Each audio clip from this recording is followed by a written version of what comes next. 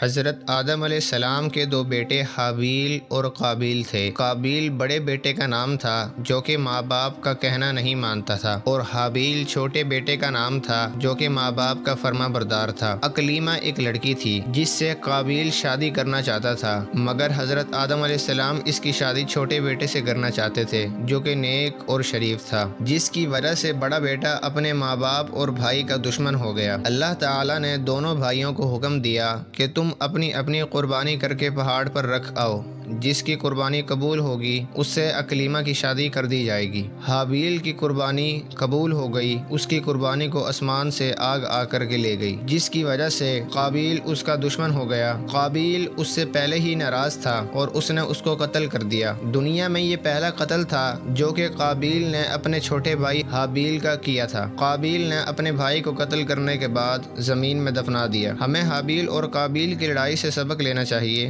کہ ہمارا حقیقی بھائی یا پھر مسلمان اگر ہم سے زیادتی بھی کرے تو بھی ہمیں اس سے بدلہ نہیں لینا چاہیے اور نہ ہی اس سے لڑائی کرنی چاہیے، کیونکہ اس سے اللہ تعالی ہم سے خوش ہوں گے اور یہ عمل ہمارے جنت میں جانے کا باعث بنے گا۔